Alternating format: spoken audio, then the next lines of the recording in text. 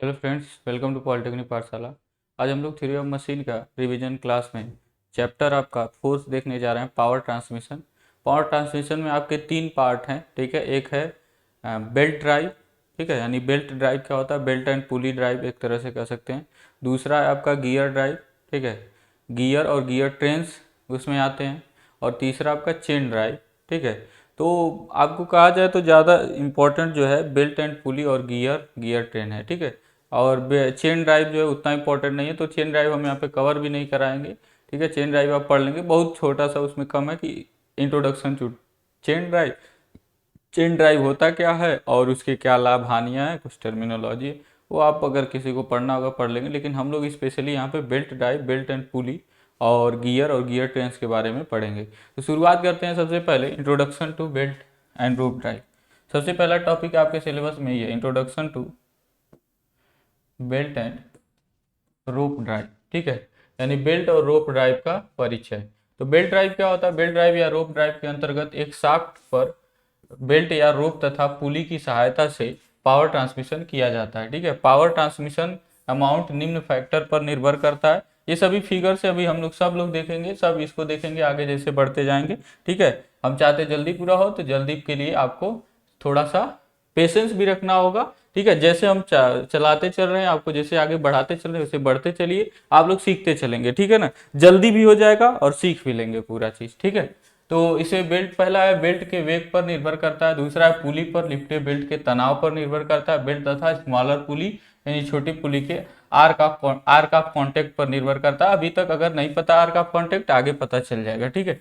Belt के प्रयोग किए गए स्थिति के आधार पर, यानी बेल्ट कितना दूर कहाँ पर प्रयोग किया, कहाँ पर रखा गया, इसके आधार पर।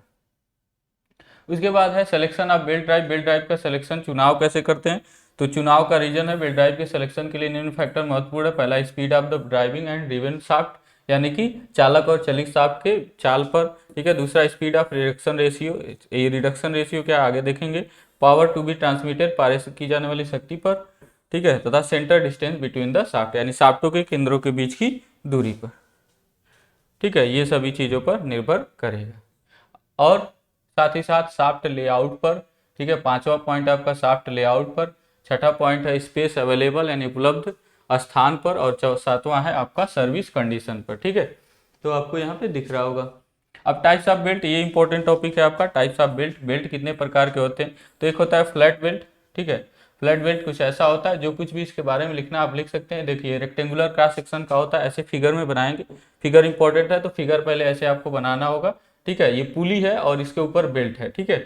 और बेल्ट रेक्टेंगुलर क्रॉस सेक्शन का होता है, बाकी सब उसके बारे में डिटेल्स यहाँ पे लिखे हुए हैं, तो आप उसको लिख सकते हैं, ठीक है। उसको पढ़ने से अच्छा है हम लोग आगे बढ़े, ज़्यादातर चीज़ें हमको देखनी है, ठीक है।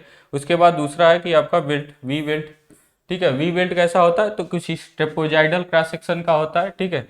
समलंबाकार काट का होता है, कुछ ऐसा दिखाया गया, ऐसे ही होता है। यहाँ पे पुली ऐसे होता है, पुली के अंदर ऐसे ग्रुप कटा होता है, ग्रुप के अंदर ऐसे बेल्ट होता है, इस V shape. V belt trapezoidal cross section का होता है, यानी कि समलंबाकार। और वी बेल्ट जो है हाई पावर ट्रांसमिशन के लिए यूज किए जाते हैं। और जो आपके जो आपके फ्लैट बेल्ट हैं वो रिलेटिवली लोअर पावर ट्रांसमिशन के लिए यूज किया जाते हैं, यानी कम पावर ट्रांसमिट करने के लिए यूज किए जाते हैं। रिलेटिवली, रिलेटिवली का मतलब उसकी तुलना में, किसके, वी बेल्ट की तुलना में, ठीक है।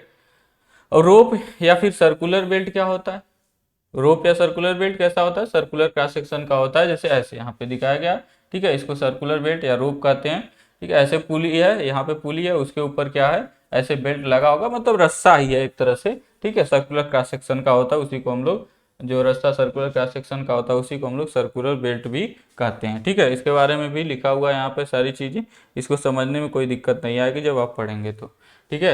अब आगे आपका अगला टॉपिक आता है टाइप्स ऑफ बेल्ट ड्राइव। क्या आता है, टाइप्स ऑफ बेल्ट ड्राइव। तो बेल्ट ड्राइव के प्रकार हैं, उसमें पहला है बेस्ड ऑन पावर, ठीक है। तो उसमें है लाइट बेल्ट ड्राइव। उसमें पहला क्या है, लाइट बेल्ट ड्राइव। इसका उपयोग स्मॉलर, ठीक है ना, स्मॉल पावर ट्रांसमिशन के लिए किया जाता है। इसका उपयोग स्मॉल पावर ट्रांसमिशन में किया जाता है। इसमें बेल्ट स्पीड ये होता है 10 मीटर पर सेकेंड तक होता है। ठीक है, उसके बाद है आपका एग्जाम्पल इसके कुछ है, जैसे agricultural machine and small machines में। ठीक है, जो एग्रीकल्चरल मशीन जो होते हैं और स्मॉल मशीन है उनमें यूज किया जाता है। ठीक है, यूज क्या किया जाता है, मतलब पावर ट्रांसमिशन के आधार पर मीडियम ड्राइव, इसमें मॉडरेट पावर ट्रांसमिट किया जाएगा। ठीक है, जैसे मशीन टूल्स में। और फिर क्या है, हैवी ड्राइव्स होके इनमें क्या होगा, लार्जर पावर, ज़्यादा पावर ट्रांसमिट किया जाएगा, जैसे कंप्रेसर जनरेटर वगैरह में जो बहुत हाई आरपीएम पे चलते हैं, बहुत ज़्यादा आरपीएम पे चलते हैं, हजार हजार से ऊपर तक चलते हैं। ठीक है, उतने आरपीएम पे चलते हैं, उनकी बात किया जाए। ठीक है, उसके बाद based on cross section of belt, belt के क्रॉस सेक्शन पर। ठीक है, ये भी क्या है, टाइप्स ऑफ बेल्ट ड्राइव है। ठीक है ना, बेल्ट ड्राइव का प्रकार है।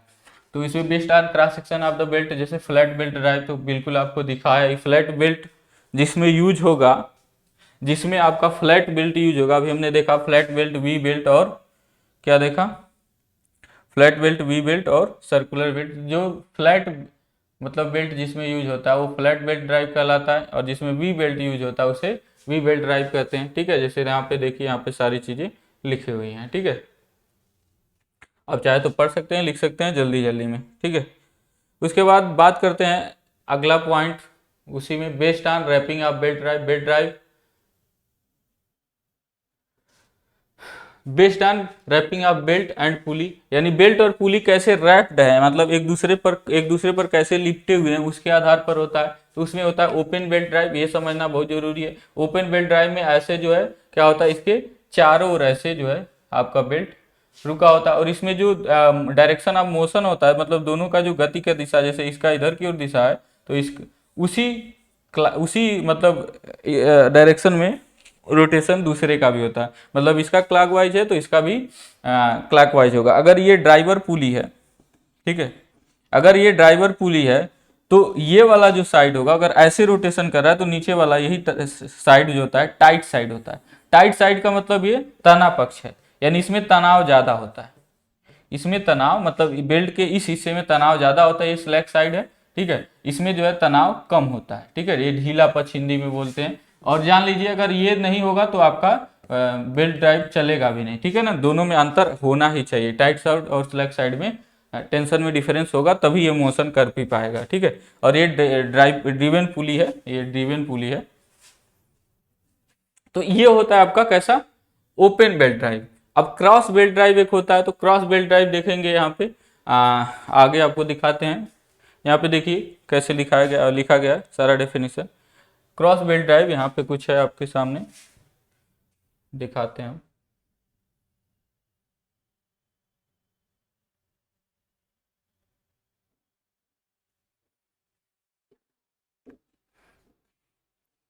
देखिए यहाँ पे क्रॉस बेल्ट ड्राइव में क्या होता है, जो ड्राइवर पुली होता है उसके अपोजिट डायरेक्शन में ड्रिवन पुली आपका चलता है। ठीक है, और बेल्ट कुछ ऐसे लिपटा होता है क्रॉस शेप में। ठीक है ना, दिख रहा है ना पुली पर ऐसे ऐसे आप लोग देखे भी होंगे आटा चक्की वगैरह के मशीन में, जो ज़्यादा ज़्यादा जो है यूज करते हैं इस वो, और भी बहुत सारी जगहों पर यूज करते हैं। ठीक है, अब नॉर्मली ये जो होता है, जब ऊपर जो होता है आपका मोटर होता है, मोटर किसी ऊंचाई पर होता है, ठीक है ना, तो वहाँ पे क्रॉस बेल्ट ड्राइव यूज करते हैं ज़्यादातर केसेज में।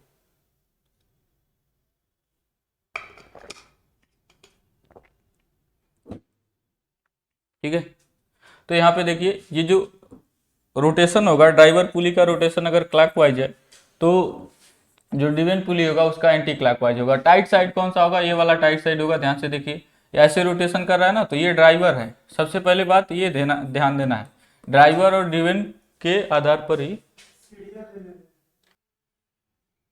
तो यहाँ पर जो यहाँ पर एक अगर क्लॉकवाइज घूमेगा तो ये क्या होगा, एंटी क्लॉकवाइज घूमेगा। ठीक है, ये ड्राइवर शाफ्ट है, ये है हमारा ड्रिवन। तो ड्राइवर और ड्रिवन पर ही डिपेंड करता है, मतलब ड्राइवर ये देखिए इस डायरेक्शन में अगर खींच रहा है तो ये जो है ऐसे जो है ऐसे मोशन करेगा। ठीक है ना, ऐसे मोशन होगा तो ये ऐसे क्लॉकवाइज घूमेगा, और इस पर जो फोर्स लगेगा ऐसे लगा तो एंटी क्लॉकवाइज घूमेगा। और ये वाला टाइट साइड होगा और ये वाला स्लैक साइड होगा। तो ठीक है, इसके बाद देखते हैं आगे, based on number of pulleys. Number of pulleys, ठीक है ना, पुली की संख्या के आधार पे, यहाँ पे दिख रहा है ना आपको, ये क्या है, ये बेल्ट है, ये जो ऊपर लपटा हुआ, और ये क्या है, पुली है। ठीक है, ऐसा तो आप लोग देखे होंगे। ठीक है, हम लोग रिवीजन क्लास कर रहे हैं, ये कोई नया नहीं सीख रहे हैं। ठीक है, क्योंकि रिवीजन क्लास में सारी चीज़ें सब मतलब you are suppose to know all this ठीक है, कम से कम इंट्रोडक्शन तो आपको पता होना चाहिए। ठीक है, कम से कम ये तो पता होना चाहिए बेल्ट पुली से क्या मतलब है और सारी चीजें। ठीक है, अब देखिए, तो based are number of pulleys, पहला है सिंपल बेल्ट ड्राइव। ठीक है, सिंपल बेल्ट ड्राइव, इस ड्राइव में प्रत्येक शाफ्ट पर केवल एक पुली लगा होता है, यानी हर एक शाफ्ट पर केवल एक पुली, यानी एक ड्रिवन शाफ्ट होगा, एक ड्राइविंग शाफ्ट होगा, तो ड्रिवन शाफ्ट पर एक होगा, चाहे इंटरमीडिएट शाफ्ट भी हो तब भी एक पुली होना चाहिए। ठीक है, हर एक शाफ्ट पर बस एक पुली होना चाहिए यहाँ पे। उसके बाद है दूसरा है कंपाउंड बेल्ट ड्राइव। इस ड्राइव में क्या होता है, चालक शाफ्ट तथा चलित शाफ्ट के अलावा एक इंटरमीडिएट शाफ्ट का प्रयोग होता है। ठीक है, और इस पर जो है चालक तथा, देखिए यहाँ पे ऊपर जो भी हमने देखा अभी तक, ये भी क्या है, ये सिंपल बेल्ट ड्राइव है, और इसके पीछे जो भी हमने देखा वो ओपन बेल्ट ड्राइव जो था वो भी क्या था, सिंपल बेल्ट ड्राइव था। लेकिन कंपाउंड बेल्ट ड्राइव में ऐसा कुछ होता है, ऐसा कुछ होता है। ठीक है, बाकी ये लिख लेंगे आप जो है अगर लिखना होगा तो। देखिए, एक जो है ड्राइवर शाफ्ट है, एक बीच में क्या होता है, एक इंटरमीडिएट शाफ्ट होता है। ठीक है, और इंटरमीडिएट शाफ्ट पे दो चीजें होंगी, एक ड्रिवन पुली होगा, एक ड्राइवर पुली होगा। ठीक है, इसमें से क्या हो जाएगा, एक पर जाएगा पावर ट्रांसमिट होगा और दूसरा क्या करेगा, दूसरे से फिर पावर ट्रांसमिशन किसी तीसरे पर होता है। ठीक है ना, मीन्स कहने का मतलब ये पहला, दूसरा, तो तीसरा और चौथा है। ठीक है ना, तो चार चार, मतलब देखिए एक शाफ्ट पर यहाँ पर कितने लगे हैं, दो पुली, तो इसको हम बोलते हैं कंपाउंड पुली। ठीक है ना, कंपाउंड बेल्ट ड्राइव बोलते हैं, सॉरी। ठीक है, कंपाउंड पुली नहीं, कंपाउंड बेल्ट ड्राइव। ठीक है, उसके बाद आगे आता है नेक्स्ट आपका based on relative position of the axes of the shaft. Shaft के relative position of the axes of the shaft, यानी कि शाफ्ट के अक्षों के रिलेटिव पोजीशन के आधार पे। ठीक है, तो पहला क्या है आपका, पहला क्या है यहाँ पे देखते हैं, पहला आपका पैरेलल ड्राइव। ठीक है, इसमें शाफ्ट के अक्ष समांतर होते हैं, जैसे पिछले चित्र में सिंपल तथा कंपाउंड बेल्ट ड्राइव में ऐसा ही हुआ था। ठीक है ना, जो पीछे था। ठीक है, और दूसरा है राइट एंगल ड्राइव, यदि दोनों शाफ्ट के बीच एंगल 90 डिग्री हो तो राइट एंगल ड्राइव कहते हैं, तथा अगर 90 डिग्री से अतिरिक्त कोई और एंगल पर होता है तो उसे एंगुलर ड्राइव बोलते हैं। ठीक ना, एंगुलर बेल्ट ड्राइव। तो जैसे देखिए ये क्या है, राइट एंगल ड्राइव है। ठीक है, क्या है कि इस शाफ्ट का एक्सिस, यहाँ पे हम लोग देखेंगे इस शाफ्ट का एक्सिस इधर की ओर, बाहर की ओर निकलते हुए ऐसे है 90, इधर की ओर है एक्सिस और इसका एक्सिस इधर की ओर है, तो दोनों के बीच का एंगल कितना होगा, 90 डिग्री होगा। ठीक है ना, तो ये जो होगा राइट एंगल ड्राइव होता है। तो ये कुछ बेल्ट ड्राइव के प्रकार हो गए। ठीक है, अब मेन जो टॉपिक इसका आता है वो आता है ये वेलोसिटी रेशियो। क्या आता है, वेलोसिटी रेशियो यानी वेगानुपात। इससे क्या मतलब हम लोग देखते हैं, तो वेलोसिटी रेशियो यानी कि वेगानुपात हम लोग देखते हैं। ठीक है, तो वेलोसिटी रेशियो यानी वेगानुपात, जिसको सिंपल में वीआर से भी डिनोट करते हैं। ठीक है, बेल्ट ड्राइव में ड्रिवन शाफ्ट, ठीक है ना, बेल्ट ड्राइव में ड्रिवन पुली, ठीक है, या ड्रिवन शाफ्ट भी कह सकते हैं, लेकिन ड्रिवन पुली की बात करेंगे। ड्रिवन पुली यानी चलित पुली के स्पीड तथा ड्राइवर पुली यानी चालक पुली के स्पीड, यहां पर आरपीएम लिया जाता है। ये ध्यान देंगे कि स्पीड में क्या लिया जाएगा, आरपीएम, यानी कि ड्रिवन शाफ्ट के आरपीएम तथा ड्राइवर शाफ्ट के आरपीएम के अनुपात को क्या कहते हैं, बेल्ट ड्राइव का वेगानुपात यानी वेलोसिटी रेशियो कहते हैं। ठीक है, तो वेलोसिटी रेशियो का मतलब क्या हो गया, स्पीड ऑफ ड्रिवन पुली, ठीक है, इन आरपीएम, और अपॉन हो गया speed of driver pulley in RPM. तो ड्रिवन मतलब जो आप लोग जान रहे हैं। ठीक है, कितनी बार इसको हम लोग देखें। अब देखते हैं अलग अलग बेल्ट ड्राइव के लिए, जैसे दो बेल्ट ड्राइव के लिए हम लोग देखेंगे वेगानुपात का फार्मूला। तो सबसे पहला हमारा है वीआर यानी velocity ratio for simple belt drive. तो सिंपल अगर बेल्ट ड्राइव है तो उसके लिए वेलोसिटी रेशियो का क्या फार्मूला है, यहाँ पे देखते हैं। तो यहाँ पे आपका जो है बेल्ट और पुली लगा हुआ है एकदम प्रॉपर कंडीशन में। ठीक है, इसमें बेल्ट के थिकनेस को भी दिखाया गया है। ठीक है, ये बेल्ट का थिकनेस टी है। ठीक, ये ड्राइवर पुली है जिसका आरपीएम N1 है और इसका डायामीटर क्या है, D1 है। किसका, पुली का डायामीटर D1 है। ये ड्रिवन पुली है, इसका आरपीएम N2 है और डायामीटर D2 है। ये जो है सिंपल बेल्ट ड्राइव है, तो ये अगर क्लॉकवाइज चलता है तो ये भी क्लॉकवाइज रोटेट करेगा। ठीक, और बेल्ट का थिकनेस T है। तो जो हम लोग एक्चुअली में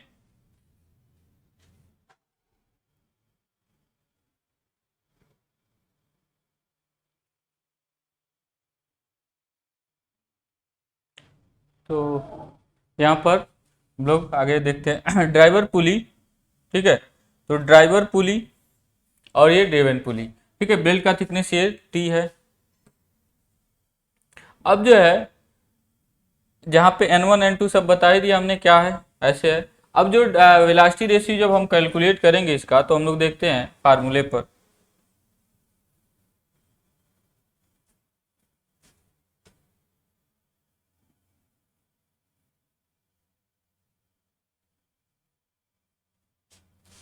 चलिए हम लोग देखते हैं आगे। सॉरी, देखिए बेल्ट और पुली के बीच स्लिप को नेग्लेक्ट करने तथा बेल्ट को इनएक्सटेंसिबल यानी इनइलास्टिक मानने पर speed of belt on driving pulley, यानी ड्राइविंग पुली पर जो इस बेल्ट का स्पीड होगा और ड्रिवेन पुली पर जो बेल्ट का स्पीड होगा दोनों बराबर होंगे। लेकिन यहाँ पे एक चीज ध्यान देंगे, हम एक्चुअली में जो आपका यहाँ पे इफेक्टिव रेडियस ऑफ रोटेशन जो लेते हैं पुली का, वो कहाँ पे लेते हैं, इफेक्टिव रेडियस ऑफ रोटेशन जो हम लोग लेते हैं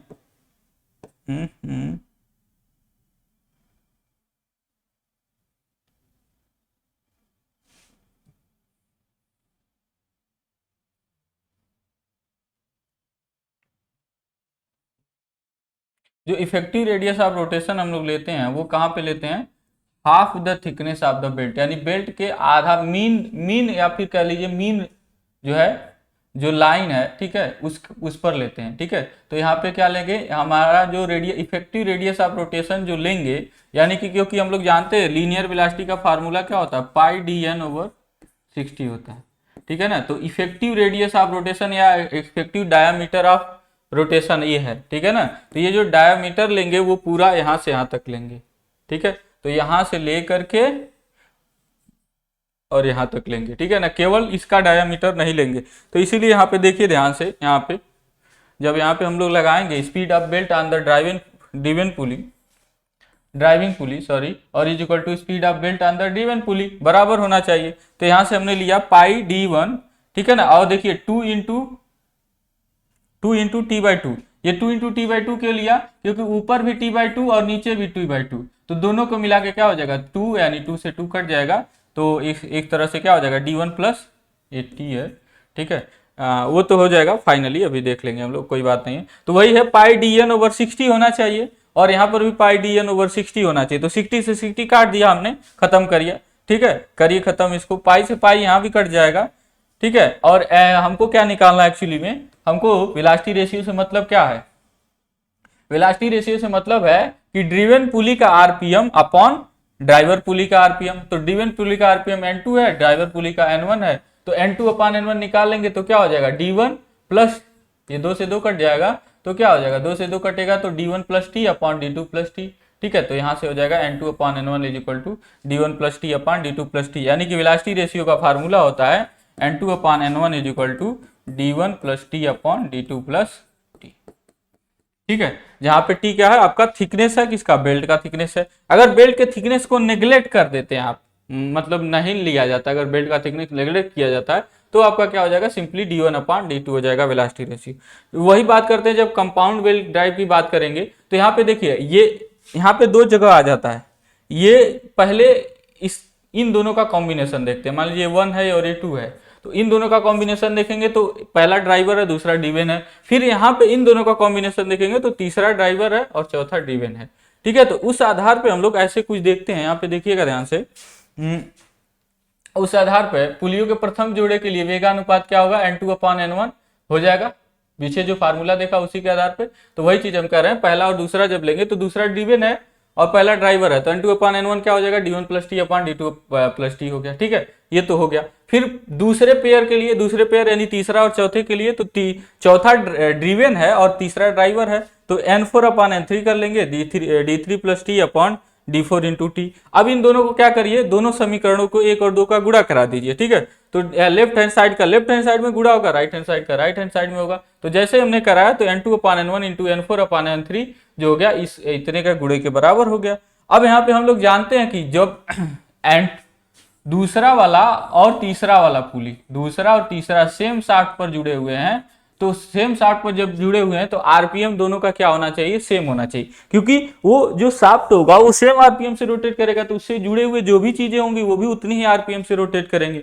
तो यानी कि दूसरे और तीसरे का जो होगा आरपीएम पुली का वो बराबर होगा, तो N2 से N3 यहाँ पे कट जाएगा, ठीक है। तो N4 अपान N1 यानी यही एक्चुअल का क्या है आपका पूरे सिस्टम का, क्योंकि आपका पहला वाला जो है वो एक्चुअल में आपका ड्राइवर पुली है और जो लास्ट में चौथा लगा है वो आपका ड्रिवेन है। तो ड्रिवेन अपान ड्राइवर पुली हो गया यहाँ पे, क्या हो गया इसका जो है आ गया यहाँ पे N2 N1 का N2 N3 कट जाएगा, तो यहाँ पे क्या आ जाएगा जो भी है यही आएगा D1 plus T D3 upon T. तो देखिए यहाँ पे क्या है ऊपर जो है डायमीटर में क्या आएगा दोनों का गुणा तो आएगा, लेकिन किसका किसका D1 और D3 यानी दोनों ड्राइवर वाले हैं, ठीक है। और यहाँ पे जो आएगा गुणा वो क्या है दोनों ड्रिवेन वाले हैं। तो यहाँ पे ड्रिवेन होता है अपॉन ड्राइवर होता है, लेकिन जब डी में आते हैं तो क्या हो जाता है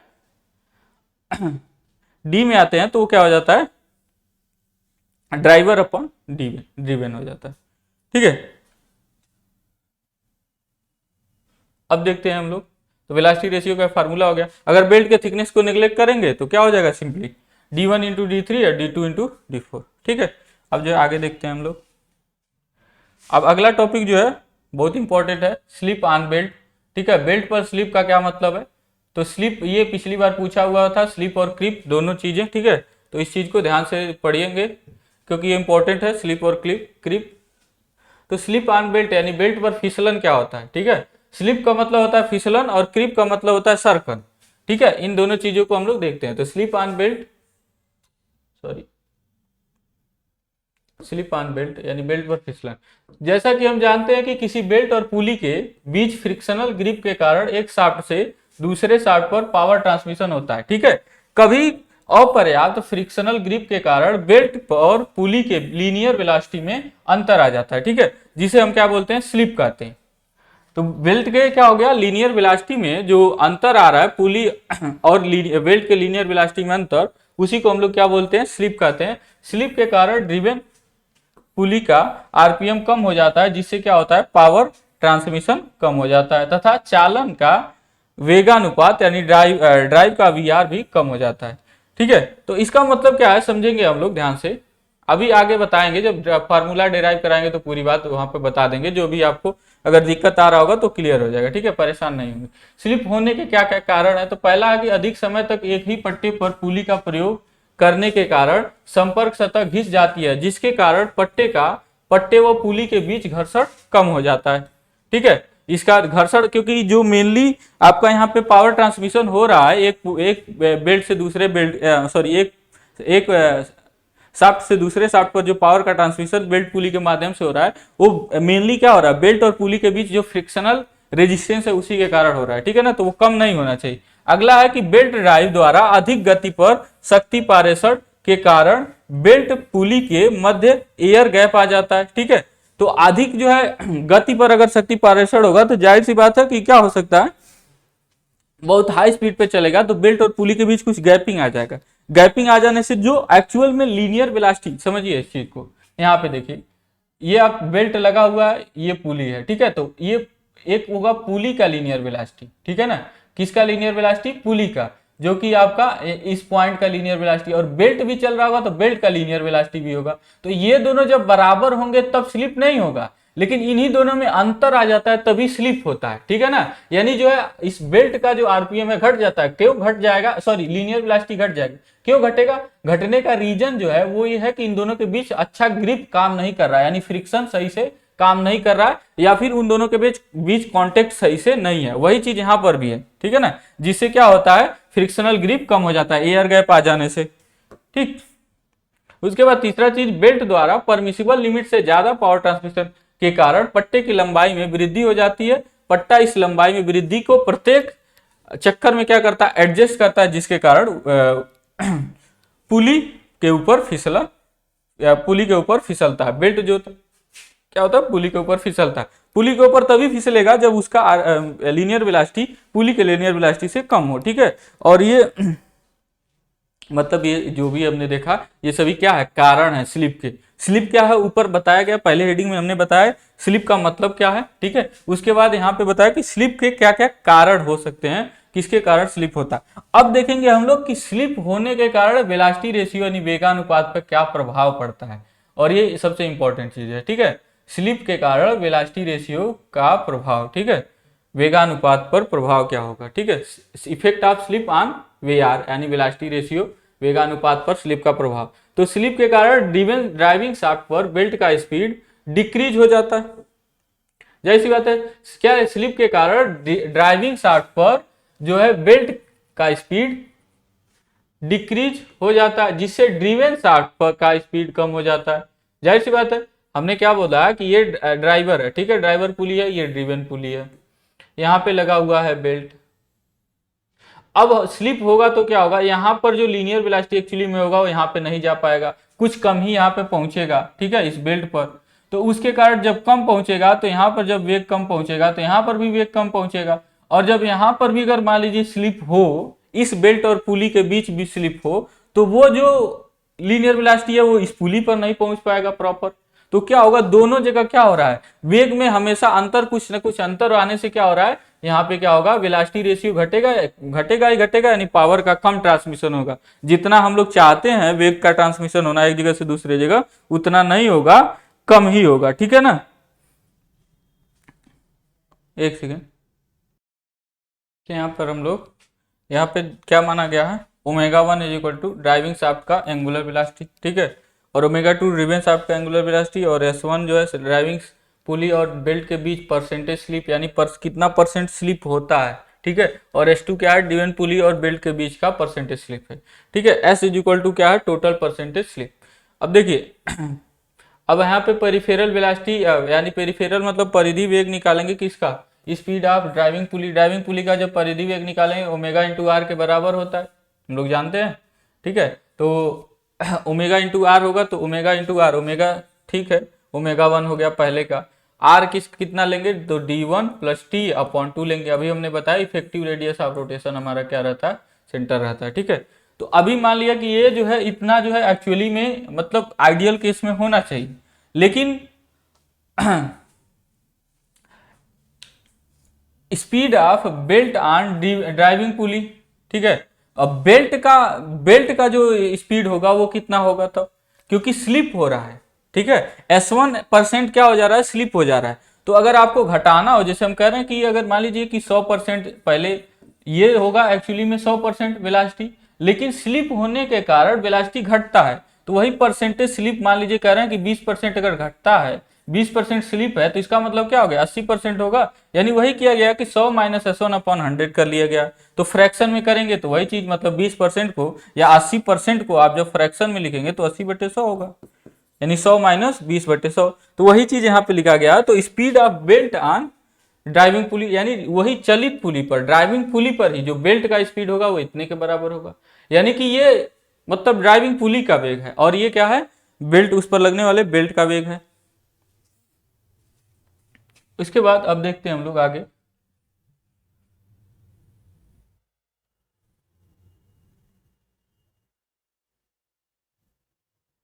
अब वही वेग, अभी इसको पूरा हम समझा देते हैं, पहले पूरा देख लीजिए कैसे करना है और पूरी बात समझ में आ जाएगी। अब उपरोक्त मान ही क्या होगा, ड्रिवन पुली पर बेल्ट का स्पीड होगा। अगर जितने को समझ में आ रहा है ठीक है, मतलब वही बेल्ट, अच्छा चलो यहाँ पे बता देते हैं, यहाँ पे आपका बेल्ट है, ठीक है, ये है, ये है। तो यहाँ ध्यान दीजिए, पहला चीज जो हमने लिखा था वो लिखा था कि बस पुली का जो है रेखी वेग, ठीक है, पुली का बस रेखी वेग, ठीक है, लीनियर वेलोसिटी जिसको कहेंगे, ओमेगा इंटू आर के बराबर होता है, वी बराबर क्या होता है, आर ओमेगा, तो पुली का है। उसके बाद उस पर लगने वाले, उस पर जो लगा हुआ बेल्ट है उसका वेग निकालेंगे, तो क्या करेंगे, स्लिप को भी क्या करेंगे, उसमें से माइनस करेंगे, ठीक है ना, यानी स्लिप के कारण कितना वेलोसिटी, स्लिप परसेंटेज के कारण क्या कर लेंगे, उतना जो है कर लेंगे, ठीक है, माइनस किया हमने, ठीक है। अब वही वेग जो यहाँ पे इस बेल्ट पर होगा वही जो है यहाँ पे पहुंचेगा इस बेल्ट पर, ठीक है ना, वही वेग क्या होगा, जो उस बेल्ट पर होगा वही वेग दूसरे पर पहुंचेगा जी हाँ, जरूर पहुंचेगा, वही जो है यहाँ पर वेग जो है, यहाँ पर वेग वही जो है यहाँ पे पहुंचेगा। लेकिन अब इन दोनों के बीच स्लिप होने के कारण अब इसका जो आरपीएम होगा वो घट जाएगा, या लीनियर वेलोसिटी कह लीजिए इस पॉइंट का, इस पुली का लीनियर वेलोसिटी क्या होगा, घट जाएगा, ठीक है ना। तो वही चीज अब लिखा गया कि पेरिफेरल स्पीड ऑफ ड्रिवन पुली। तो ड्रिवन पुली का पेरिफेरल स्पीड कहने का क्या मतलब है कि शुरू में तो इतना घट के हुआ ही था, इतना यहाँ पे आ रहा है, फिर S2 जो है इन दोनों के बीच अगर स्लिप है, बेल्ट और दूसरे पुली के बीच S2% है, तो 100 माइनस इतना कर लेंगे। अब फाइनली क्या हो गया, इतना जो है आपका, इतना वेग जो है, इतना रेखीय वेग पहुंचेगा ड्रिवन पुली पर। तो जो कि इतना मिल रहा था एक्चुअल में, और यही पहुंचना चाहिए दूसरे वाले पर भी, वो नहीं पहुंच के इतना इतना माइनस होके यहाँ पे पहुंच रहा है, ठीक है ना। यानी वेलोसिटी में कुछ ना कुछ कमी आया है, ठीक है ना। जो वेलोसिटी यहाँ पे चाहिए था हमको, वो वेलोसिटी वहां पे पहुंच नहीं रहा है, यानी जो पावर हमको चाहिए वो पावर नहीं पहुंच रहा है, ठीक है। तो चूंकि S जो है टोटल परसेंटेज स्लिप है, ठीक है, मान लेते हैं कि टोटल परसेंटेज स्लिप S है, तो उस आधार पे हम क्या कर सकते हैं, ध्यान से समझिएगा। एक्चुअल में जो पहुंचता, ठीक है, वो इस, देखिए अगर कोई स्लिप नहीं होता इस पर और इस पर कोई स्लिप नहीं होता, तो यहां पर जो लीनियर वेलोसिटी यानी ω1 d1 plus T by to, वो बराबर होता है यहां पर जो linear velocity ω2 d2 plus T by two, और इतना ही पहुंचता, और ये दोनों बराबर भी होते, ठीक है। इससे कोई हमको दिक्कत नहीं है, ठीक है, क्योंकि लीनियर वेलोसिटी दोनों जगह सेम ही पहुंचता अगर स्लिप नहीं होता तो अगर स्लिप नहीं होता तो ये पहुंचता, लेकिन स्लिप होने के कारण total percentage of slip, total क्या कर देंगे, स्लिप को क्या कर देंगे, माइनस कर देंगे। इससे क्या मिल जाएगा आपका कि इतने अमाउंट क्या हो गया, स्लिप हुआ है। स्लिप होने के कारण इतना वेलोसिटी जो है आपका घट गया है, वेग का मान घट गया है कितना, इस रेशियो में, ठीक है ना, अदरवाइज 100% होता। अब देखिए समीकरण 1 और 2 को बराबर कर लेंगे, क्योंकि ये देखिए ये दूसरे मेथड से निकाला गया है, ये बात को समझिएगा, ये दूसरे मेथड से आपका निकाला गया है वेलोसिटी रेशियो टोटल स्लिप के बाद, और यहाँ पे इंडिविजुअल स्लिप S1 S2 के बाद जो है वेलोसिटी रेशियो निकाला गया है। लेकिन दोनों भले ही अलग अलग वे में निकाला गया है, दोनों वेलोसिटी जो है बराबर ही होंगे, ठीक है। यहाँ पर जो वेलोसिटी निकाला गया है, यहाँ पे जो वेलोसिटी निकाला गया है, दोनों बराबर होंगे, ठीक है। तो यहाँ पे दोनों जब बराबर कर लेंगे दोनों को, तो यहाँ से ऐसे कट जाएंगे। आप जब हल करेंगे, क्योंकि ओमेगा अभी बताया ना, ω1 d1 plus ω1 d1 plus T by two और ω2 d2 plus T by to क्या होंगे, दोनों बराबर होंगे, कट जाएंगे। आप जब इनको सॉल्व करेंगे, यहाँ पे देखिए ऐसे सॉल्व किया गया, सॉल्व करेंगे तो फाइनली आपका टोटल स्लिप का फार्मूला आ जाता है ये, ठीक है। टोटल स्लिप का formula S is equal to S1 plus S2 minus 0.01 S1 S2 के बराबर आ जाता है। यानी टोटल स्लिप का मान जो होता है S1 प्लस दोनों पर जो अलग अलग स्लिप है, और उसमें से क्या कर देंगे, माइनस 0.01 S1 S2 कर देंगे, उसके बराबर होगा, ठीक है। तो ये हो गया वेलोसिटी रेशियो का प्रभाव इस पर।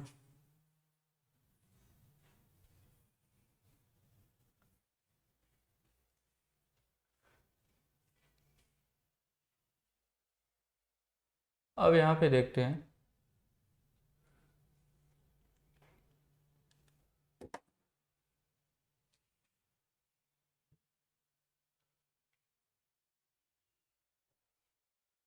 वेलोसिटी रेशियो यानी VR is equal to N2 upon N1 is equal to D1 plus T upon D2 plus T और इंटू 100 माइनस, ये तो हो गया आपका वेलोसिटी रेशियो। मतलब अगर वेलोसिटी रेशियो आपको लिखना होगा तो सिंपली क्या है कि टोटल स्लिप को क्या कर दीजिए, आप माइनस कर दीजिए ऐसे करके, और टोटल स्लिप का वैल्यू आप कहाँ से निकालेंगे, टोटल स्लिप का वैल्यू आप निकालेंगे S is equal to S1 plus S2, जो भी फार्मूला हमने देखा, ठीक है ना, इससे टोटल स्लिप आप निकालेंगे, ठीक। लेकिन आपका वेलोसिटी रेशियो निकालने के लिए ये टोटल स्लिप जो निकालेंगे वो यहाँ पे रख के ऐसे निकाल लेंगे, कहीं भी वेलोसिटी रेशियो में जो डिफरेंस आएगा वो देख लेंगे। तो अब देखते हैं सर्कन यानी कि क्रिप, ठीक है। क्रिप का क्या मतलब है, जब बेल्ट स्लैक साइड से टाइट साइड की ओर गुजरता है, यहाँ पे देखते हैं, पढ़ते हैं पढ़ने पर समझ आ जाएगा। जब बेल्ट स्लैक साइड से टाइट साइड की ओर गुजरता है तो बेल्ट का कुछ भाग एक्सटेंड हो जाता है, ठीक है, तथा जब बेल्ट टाइट साइड से स्लैक साइड की ओर गुजरता है तो बेल्ट का कुछ भाग कॉन्ट्रैक्ट हो जाता है, ठीक है। कॉन्ट्रैक्ट मतलब सिकुड़ जाता है, और यहाँ पे एक्सटेंड मतलब बढ़ जाना। लंबाई में इस परिवर्तन के कारण बेल्ट पुली के बीच रिलेटिव मोशन हो जाता है, बेल्ट और पुली के बीच क्या हो जाता है, एक रिलेटिव मोशन हो जाता है। इस रिलेटिव मोशन को ही क्या कहते हैं, क्रीप कहते हैं। क्रीप के प्रभाव के कारण ड्रिवन पुली पर स्पीड की कुछ कमी आ जाती है, जिससे क्या होता है, वेलोसिटी रेशियो घट जाता है, ठीक है। और क्रीप को कंसीडर करके जो वेलोसिटी रेशियो घटा हुआ होता है उसका मान ऐसे दिया जाता है, velocity ratio N2 upon N1 is equal to D1 upon D2 E plus under root sigma 2 upon E plus under root sigma 1, ठीक है। जहां पे सिग्मा 1 क्या है, टाइट साइड में उत्पन्न होने वाला प्रतिबल यानी स्ट्रेस है,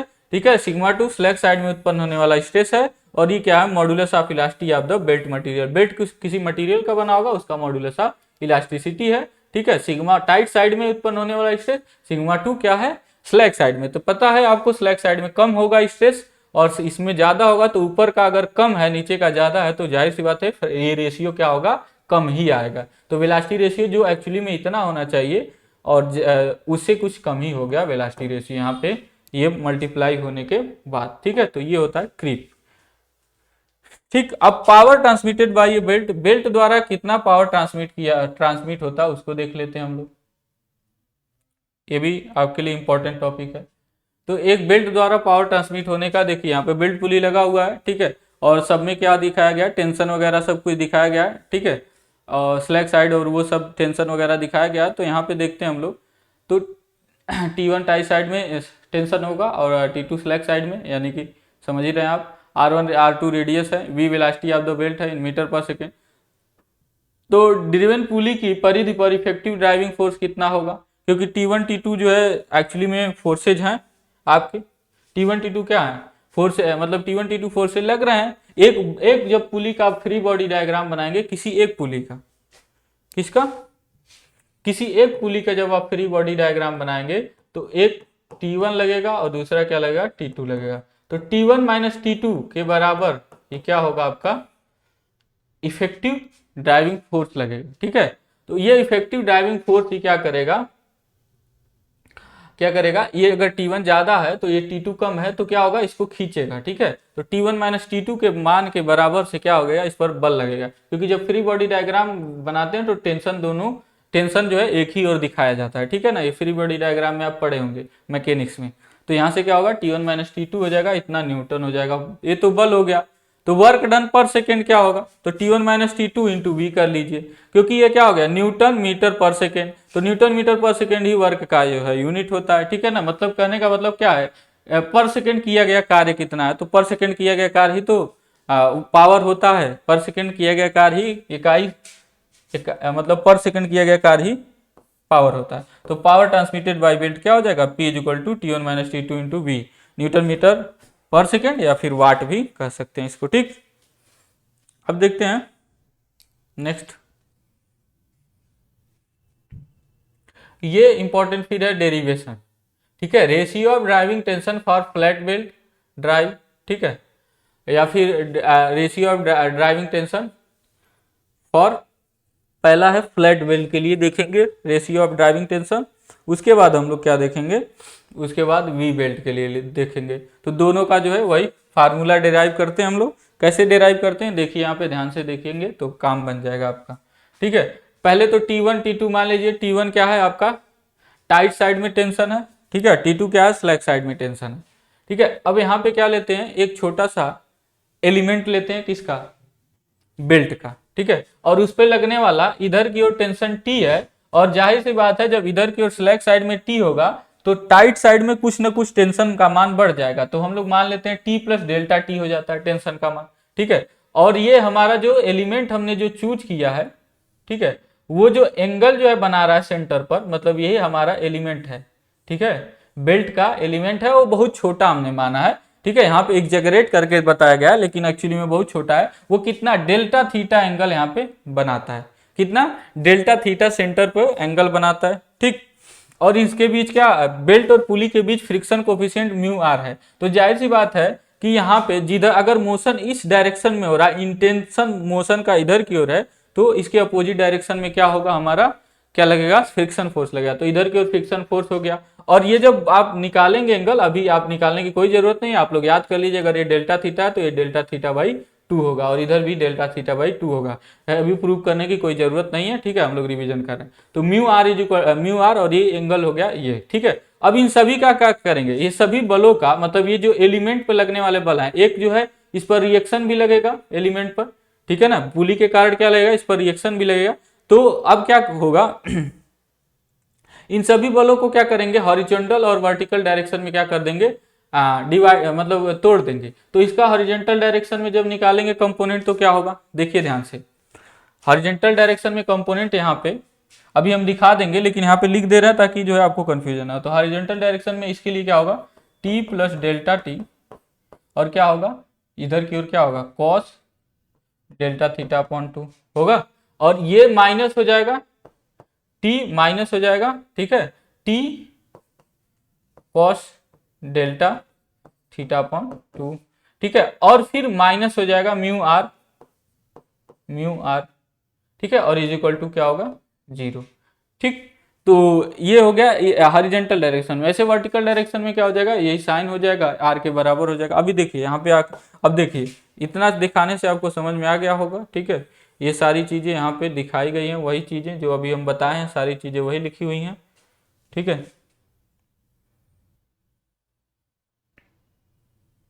अब देखिए फोर्स को टेंजेंशियल डायरेक्शन में रिजॉल्व करने पर, टेंजेंशियल मतलब वहां पे हॉरिजॉन्टल डायरेक्शन जो हम बोल रहे थे, ठीक है। तो टेंजेंशियल डायरेक्शन में जब रिजॉल्व किया गया है, ठीक है, तो देखिए किधर की ओर भी क्या किया गया, प्लस मान लिया गया। जैसे इधर की ओर अगर हम प्लस मान रहे हैं, जैसे इस डायरेक्शन में, तो म्यू आर को पॉजिटिव ले लिया गया है, कोई दिक्कत नहीं है, से आंसर तो सेम ही आएगा, mu R positive, T cos delta theta by 2 positive, और इसको क्या कर लिएगा, निगेटिव। तो यहाँ से क्या हो जाएगा, अगर थीटा बहुत ही स्मॉल है तो कॉस डेल्टा थीटा बाई 2 क्या हो जाएगा, 1 के इक्वल होगा लगभग लगभग, क्योंकि हम लोग जानते हैं कॉस जीरो क्या होगा, जितना ही कॉस जीरो होगा वो 1 होगा, ठीक है। तो जितना ही कम होगा जीरो के, जितना ही पास होगा वैल्यू उतना मतलब 1 के पास जाएगा, ठीक है। तो इसको हम क्या कर सकते हैं, 1 इसके जगह पर 1 लिख सकते हैं। तो क्या क्या बचा, म्यू आर प्लस टी, और यहाँ पे बचा टी माइनस डेल्टा टी, ठीक है। तो यहाँ से क्या मिला, टी से टी कट गया तो डेल्टा टी मिला हमको म्यू आर, ठीक है, म्यू आर हो गया। अब रेडियल डायरेक्शन में यानी जो दिखा रहे थे वहां पे वर्टिकल डायरेक्शन, उसमें रिजॉल्व करने पर, ठीक है, उसमें रिजॉल्व करेंगे तो क्या मिलेगा हमको, यहाँ पे देखिए R minus T sine delta theta upon 2 और minus T plus delta theta sine delta theta upon 2, ठीक है। जब डेल्टा थीटा बहुत ही स्मॉल है, बहुत कम है, बहुत छोटा है, तो साइन डेल्टा थीटा जो होगा डेल्टा थीटा बाई 2 के बराबर होगा, क्योंकि हम लोग जानते हैं ये चीजें। तो यहाँ पे डेल्टा थीटा बाई 2 रख देंगे, तो जो भी आएगा यहाँ पे डेल्टा थीटा बाई 2 ऐसे रखेंगे तो ये आएगा, ठीक है। उस फिगर को आप कंसीडर करके देखेंगे, यही सब फोर्सेज लग रहे होंगे, ठीक है। तो इसमें कोई कंफ्यूजन नहीं आपको होना चाहिए।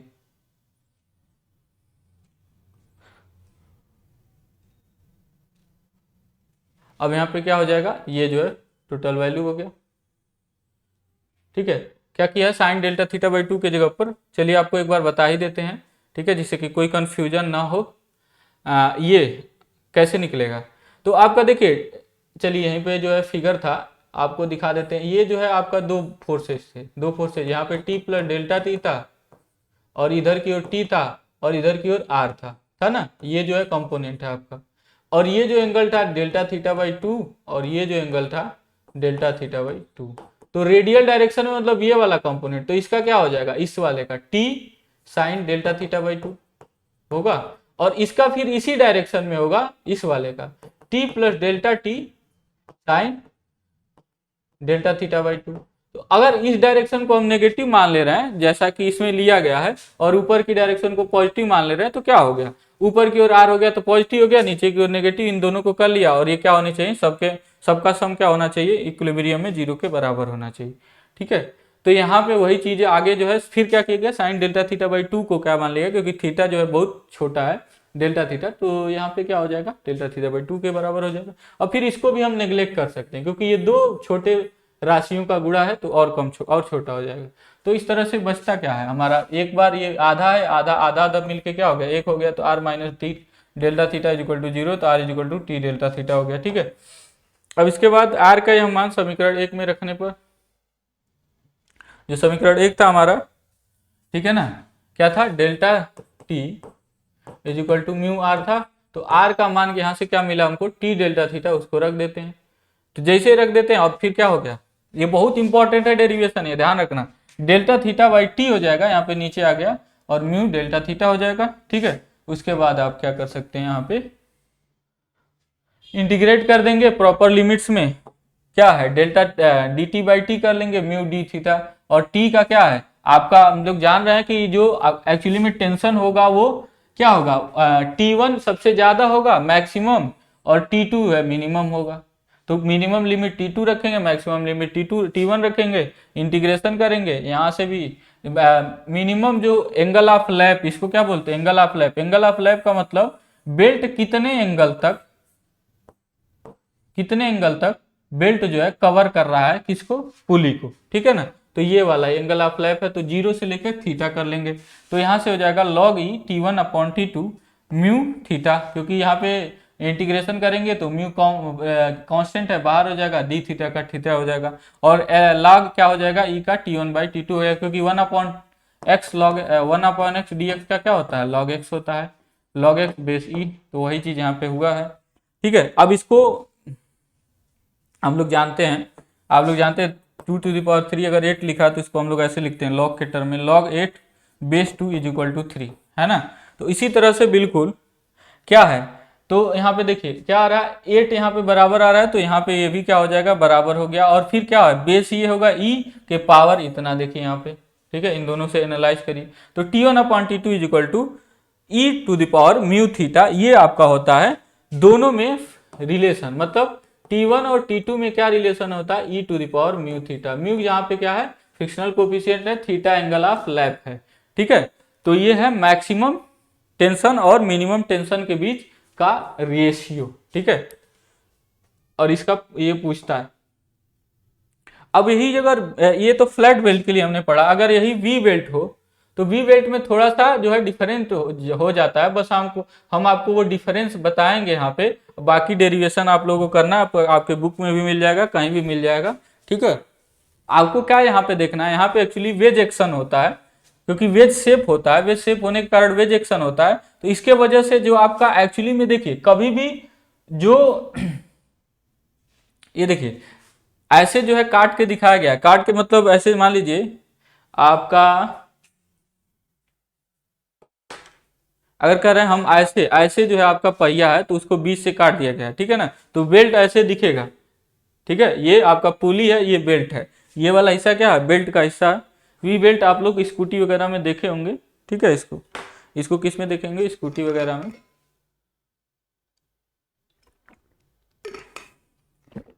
अब देखिए, अब यहाँ पे हमेशा जो होता है रिएक्शन, किसी भी जो दो कॉन्टेक्ट सरफेस होते हैं उसके नॉर्मल लगता है, तो रिएक्शन ऐसे लगेगा। और ये मान लीजिए अगर ये 2 अल्फा है ना, अगर ये 2 अल्फा है ये एंगल, ठीक है, ये जो एंगल बन रहा है वो 2 अल्फा, इसको वेज एंगल भी कहते हैं सिंपली, या फिर वैसे कर लेते हैं 2 अल्फा है, तो ये एंगल जो होगा अल्फा होगा, ये भी प्रूव किया जा सकता है, अभी प्रूव करने की कोई जरूरत नहीं है। तो हम जो अगर ऊपर की रेडियल डायरेक्शन में जो एक्चुअली में रिएक्शन लगेगा आर साइन अल्फा और आर साइन अल्फा, यानी दोनों मिला के क्या हो गया 2r साइन अल्फा लगेगा ऊपर की ओर रिएक्शन, ठीक है ना। तो यही जो है अंतर आ जाता है, 2r साइन अल्फा के बराबर आ जाता है, ठीक है। और जो ये होता है आपका फ्रिक्शनल फोर्स वो दुगुना हो जाता है। दुगुना होने के का मतलब क्या है, क्योंकि यहाँ पे एक सरफेस और यहाँ पे एक सरफेस, यानी दो दो सरफेस कांटेक्ट में है ना, तो फ्रिक्शन भी आपका क्या हो जाएगा, डबल हो जाएगा। तो ये भी डबल हो जाता है और रिएक्शन 2r साइन अल्फा हो जाता है। बाकी सारा प्रोसीजर उसी जैसे है, बस यहाँ पे ध्यान देना, यहाँ पे 2 म्यू आर आएगा, यहाँ पे 2r साइन अल्फा आएगा, बाकी सब प्रोसीजर वही है। जो आपका आंसर जो है सब जो है हल हो जाएगा, आंसर क्या सब कुछ हल हो जाएगा, ठीक है। बिल्कुल सेम वही प्रोसीजर है और कुछ नहीं करना है। आप जब हल करते हुए जाएंगे जो पीछे वाले में है वही प्रोसीजर है, बस यही ध्यान देना जो अभी बताए हैं, दो चीज़ों का डिफरेंस है, वही दो चीज़ें आपको डिफरेंट दिखेंगी, ठीक है। उसके बाद जो है आपका जो है यहाँ पे एक बार दिखा भी देते हैं आपको डेरिवेशन, एक बार देख लीजिए, हम पढ़ेंगे नहीं न करवाएंगे, आप देखना है तो देख सकते हैं एक एक करके, और समझना होगा तो समझ लेंगे, लिखना बुक में भी होगा आपके, ठीक है, कोई दिक्कत नहीं है।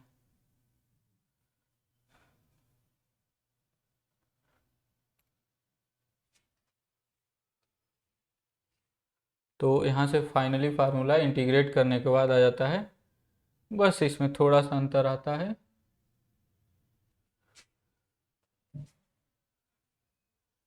अंतर क्या आता है, mu theta upon sine alpha, ठीक है। उसमें क्या था, केवल म्यू थीटा है, यहाँ पे अपॉन साइन अल्फा आ जाता है उसके साथ, ठीक है, और कुछ अंतर नहीं है, ठीक है, बस वही तो अंतर है, और इसमें और कुछ है नहीं।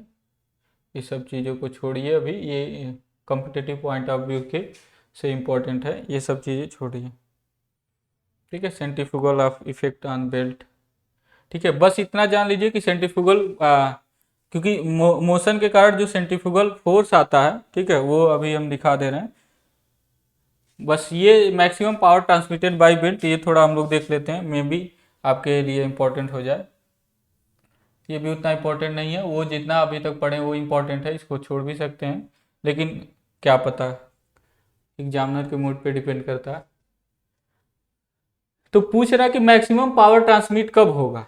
तो एक चीज आपको बता दें, जो पीछे अभी था सेंट्रीफ्यूगल इफेक्ट ऑन बेल्ट, तो एक्चुअली में होता है सेंट्रीफ्यूगल इफेक्ट, मतलब सेंट्रीफ्यूगल इफेक्ट के कारण जो टेंशन तनाव जो होता है, टीसी जिसको लिखते हैं, वो है m v square. M v square क्या है, m actually mass per unit length of the belt है, बेल्ट का मास पर यूनिट लंबाई में, यानी एकांक लंबाई में बेल्ट का मास है, और वी क्या है, बेल्ट का लीनियर वेलोसिटी है, ठीक है। तो ये है सेंट्रीफ्यूगल टेंशन, इसको बोलते हैं, ठीक है। यानी कि मोशन के कारण अगर मास हैवी होगा, ठीक है ना, तो सेंट्रीफ्यूगल टेंशन भी आएगा। देखिए मास ये बहुत है, ज्यादा होगा, मतलब पर यूनिट लेंथ, यानी 1 मीटर लंबाई में अगर मास ज्यादा आ जाता है तो जाहिर सी बात है आएगा। तो वो सारी चीजें हैं, ठीक है। अब यहाँ पे देखिए T C equal to m v square. अब हम लोग जानते हैं कि power transmitted by a belt ये होता है, पीछे हम लोग पढ़े हैं, ठीक है। तो यहाँ पे क्या करेंगे, हम कॉमन वगैरह करके ऐसे जो है, आप लोग देखते जाइएगा ध्यान से, T1 कॉमन कर लेते हैं ऐसे जो है, और फिर T1 अपॉन T2 वाला रेशियो वाला फार्मूला रख देते हैं, क्योंकि ये T2 अपॉन T1 है तो 1 अपॉन हो जाएगा, अगर T1 अपॉन T2 होता तो ये रहता नीचे, ये ऊपर रहता, ठीक है। इसके बाद इसको क्या कर लेते हैं हम, क्योंकि ये पूरा कांस्टेंट है तो इसको कांस्टेंट ले लेंगे, T1 के भी ऐसे करके के कांस्टेंट है जहाँ पे ये है।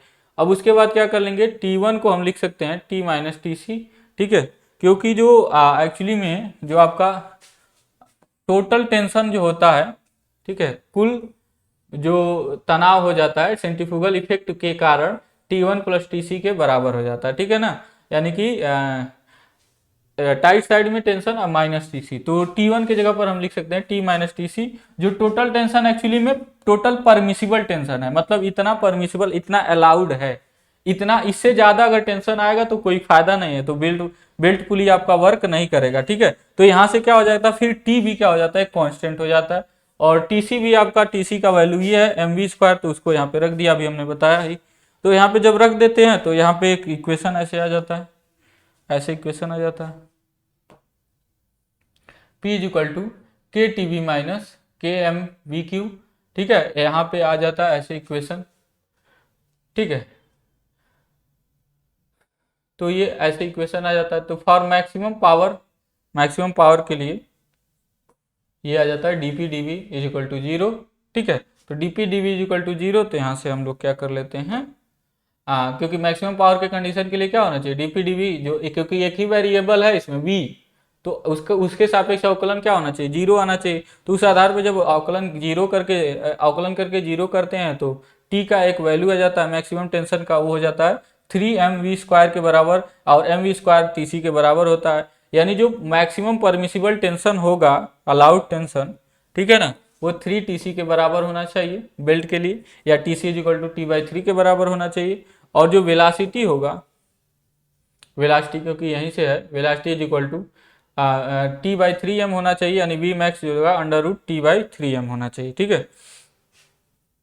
यहाँ पे मैक्सिमम टेंशन है, ये नहीं स्लैक साइड, टाइट साइड में टेंशन नहीं है, मैक्सिमम अलाउएबल टेंशन है बेल्ट में, इतना अलाउ किया जाता है बेल्ट में, ठीक है। मैक्सिमम अलाउएबल टेंशन है, इतने अलाउ होगा, ठीक है, उससे ज्यादा होगा तो कोई काम नहीं है, ठीक है, जिसको टोटल टेंशन भी बोलते हैं। और वो टोटल टेंशन बराबर होता है टीसी प्लस T1, यानी स्लैक साइड में टेंशन प्लस टीसी, यानी कि सेंट्रीफ्यूगल टेंशन को लेके।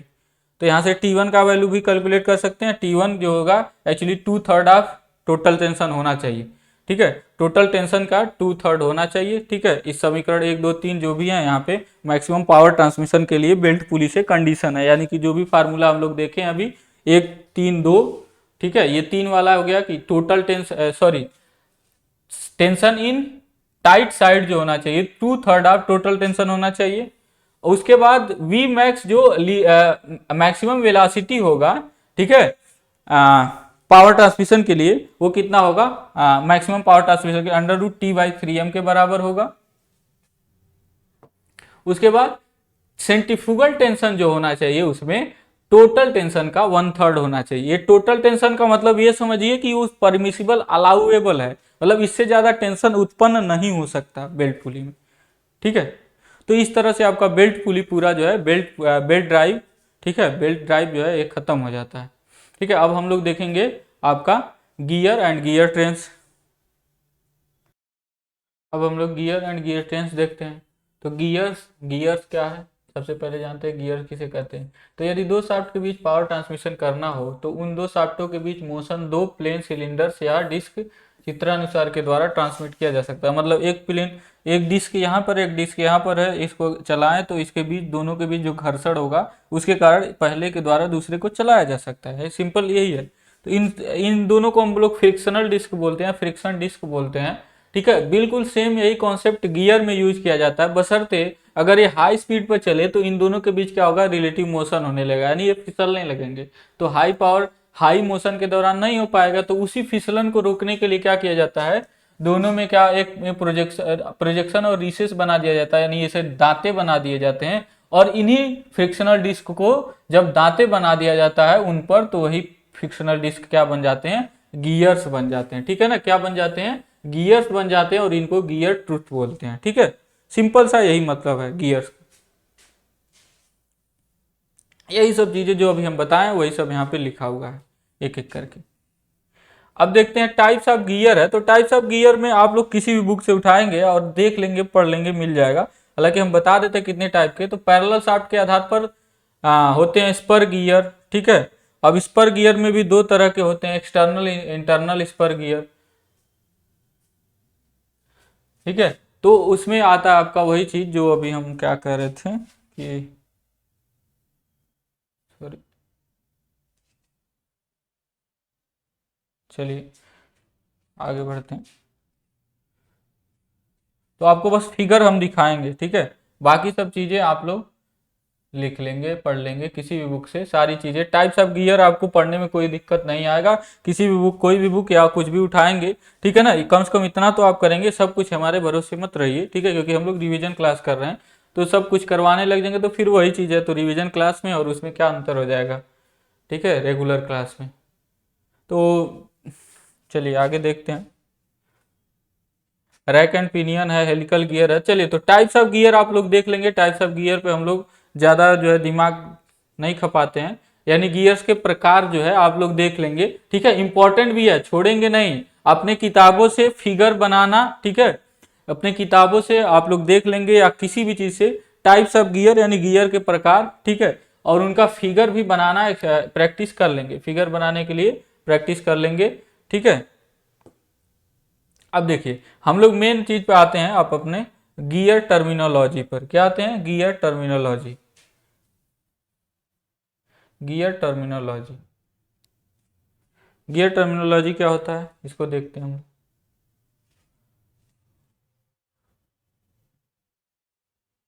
यहाँ पे देखिए, यहाँ पे आपके सामने एक बना हुआ है गियर का, एक वो बना हुआ है, टूथ वगैरह बना हुआ है। ठीक है, तो यहाँ पे दो टूथ बने हुए हैं और ये गियर है। तो गियर का ये वो वाला फेस है, मतलब ये बेस है। ठीक है ना, बेस है। इसको हम लोग क्या बोलते हैं, इसको हम बोलते हैं बॉटम लैंड। देखिए गियर का जो बीच का हिस्सा नहीं होगा, कटने के बाद जो ग्रूव कटेगा वो क्या है, बॉटम लैंड कहलाता है। ये टॉप लैंड कहलाता है। ठीक है, सबसे पहले चीज ये एडेंडम सर्कल कहलाता है, जो बाहर की ओर जाता है, गियर के टिप से होकर के जाता है, और सेंटर जो होगा इसका कोई उससे होकर के जाता है। ठीक है, उसके बाद ये होता है डिडेंडम, जो सबसे नीचे होता है उसको क्या बोलते हैं हम लोग, डिडेंडम या रूट सर्कल बोलते हैं। ठीक है, और ये जो होता है आपका जो पिच पॉइंट से होकर के जाता है सर्कल, उसको पिच सर्कल बोलते हैं। ठीक है, इसमें सारी चीजें दिखाई गई, फ्लैंक, डिप्थ वगैरह, ये सारी चीजें आप लोग देख लेंगे एक बार। ठीक है, पिच पॉइंट या पिच सिलेंडर से मतलब ये है कि जो फ्रिक्शनल डिस्क होते हैं एक्चुअली में, जो रगड़ के चलते हैं, ठीक है ना, जिस पॉइंट पे यानी कि कांटेक्ट होता है वही हमारा पिच पॉइंट कहलाता है। तो बिल्कुल यहीं पे दो गियर, जब एक दूसरा गियर आके इसे मिस करके चलेगा, मतलब मिल के चलेगा, तो फोर्स इसी पॉइंट पे लगता है, इसी पॉइंट पे कांटेक्ट रहता है। ठीक है ना, तो वही चीज यहाँ पे देखिए लिखा है, पिच सिलेंडर। पिच सिलेंडर यानी पिच सिलेंडर वो सिलेंडर होते हैं जिनका हिस्सा गियर होते हैं।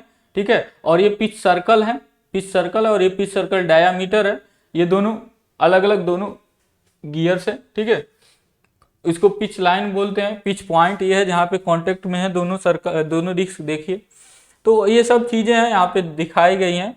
अब डिटेल में उतना जाने की जरूरत नहीं है, बस आप लोग देखे होंगे जरूर कभी न कभी, तो आपको समझ में आ जाएगा। अब उसके बाद यहाँ पे डेफिनेशन है, डेफिनेशन को एक एक करके पढ़ देते हैं ताकि आपको लिखने में या याद करने में आसानी हो जाएगी। ठीक है, तो सबसे पहला है पिच सिलेंडर।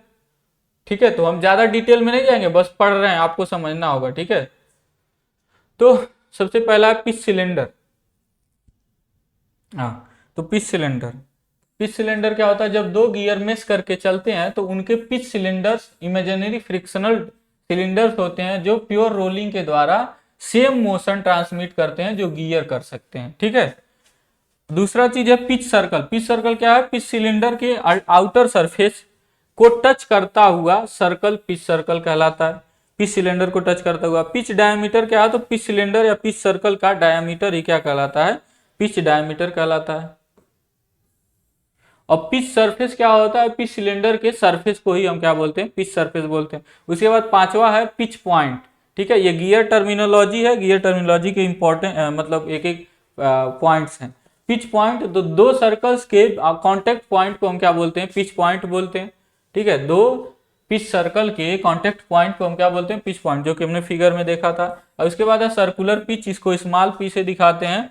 पिच सर्कल के सरकमफ्रेंस के अलांग एक टूथ पर एक पॉइंट तथा एडजेसेंट टूथ पर करस्पॉन्डिंग पॉइंट के बीच डिस्टेंस को सर्कुलर पिच कहते हैं। इसका मतलब है, कैसे समझिए, सर्कुलर पिच का मतलब है ये कि यहां पे हमने क्या लिया, ध्यान से देखिएगा, ये पॉइंट लिया पिच सर्कल के अलांग। सबसे पहले पिच सर्कल यही है, ये क्या हमारा पिच सर्कल है, तो इसके अलांग इस टूथ पर ये पॉइंट लिए, तो अगले टूथ पर यही पॉइंट सेम करस्पॉन्डिंग पॉइंट होना चाहिए। इन दोनों के बीच का जो डिस्टेंस होता है वो कहलाता है सर्कुलर पिच। अब इसका फार्मूला भी बनता है सर्कुलर पिच का। तो सर्कुलर पिच का फार्मूला कैसे बनेगा, क्योंकि हम लोग जानते हैं कि अगर गियर पे टी नंबर ऑफ टीथ कटे हो, ठीक है ना, तो एक जो पूरा जो अगर पिच सर्कल के अलांग पूरा लेंथ देखें तो वो पाई डी के बराबर होगा, यहां से लेकर के यहां पूरा लेंथ। लेकिन वो अगर उसमें टीथ कटे हुए हैं, टीथ, तो जितना टीथ होता है उससे क्या कर देंगे, डिवाइड कर देंगे, तो आपको मिल जाएगा पिच सर्कल का सर्कुलर पिच का वैल्यू। तो पाई डी अपॉन टी होता है, कितने टीथ इस पर, कितने दांते कटे हुए हैं। टी क्या है, नंबर ऑफ टीथ। ठीक है, और ये डी क्या है, पिच सर्कल डायामीटर। अब देखते हैं अगला पिच एंगल।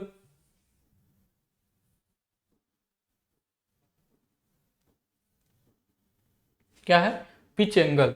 तो पिच सर्कल के सेंटर पर सर्कुलर पिच द्वारा बनाया गया कोण, ठीक है ना, पिच एंगल कहलाता है।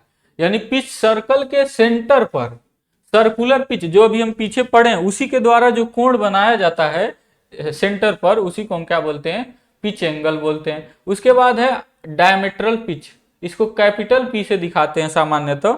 ठीक है, डायमेट्रल पिच क्या है, पिच सर्कल डायमीटर के प्रति एकांक यानी पर यूनिट लंबाई में नंबर ऑफ टीथ को डायमेट्रल पिच कहते हैं। ठीक है, यानी कि कहने का मतलब, जबकि ये है कि पिच सर्कल डायमीटर को इंचेज में मापा गया, तो नंबर ऑफ टीथ अपर जो है पिच सर्कल डायमीटर, जबकि ये किसमें हो, इंचेज में हो, तो इंच में हम लोग यूज नहीं करते हैं। ये क्या है, यूनिट सिस्टम को एसआई यूनिट में क्या होता है, मॉड्यूल का यूज किया जाता है, ये नहीं, डायमीट्रल पिच का नहीं। जबकि ब्रिटिश यूनिट सिस्टम में क्या किया जाता है, डायमीट्रल पिच का यूज किया जाता है, क्योंकि ये इंचेज में मेजर किया गया है और हमको एमएम में या मीटर में चाहिए। तो अभी देखिए आगे क्या हो गया, इसको और चाहे तो इसको मतलब और कर सकते हैं, कैसे कि डायमीट्रल पिच और इसमें सर्कुलर पिच में क्या रिलेशन है।